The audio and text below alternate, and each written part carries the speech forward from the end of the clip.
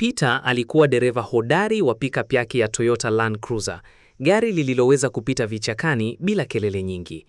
Siku moja alipita karibu na shamba la miwa la mzee wa busara. Miwa ilikuwa imeiva, mirefu na ya kuvutia sana. Akasimamisha gari mbali kidogo, akazima engine.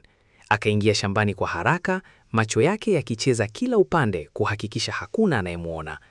Ndani ya dakika chache alikuwa amekata miwa kadhaa na kuibeba hadi kwenye pickup. Hakutaka kupoteza muda, alifanya kila kitu kwa haraka na kwa umakini. Baada ya mzigo wa kwanza akasita kidogo, kisha tamaa ikamrudia, akaingia tena na kuchukua mingine zaidi. Safari hii hakusikia wala kuona mtu yoyote.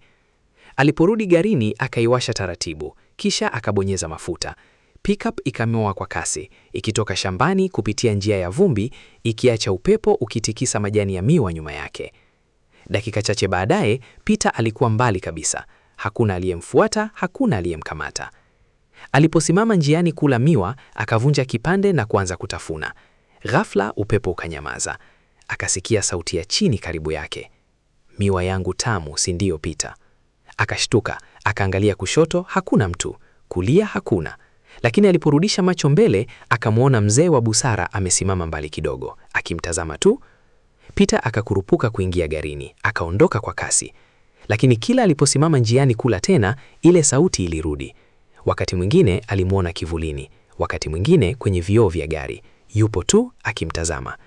Safari ile ya kuiba ilimpa miwa, lakini tangu siku hiyo Peter hakuwahi kula miwa kwa amani tena.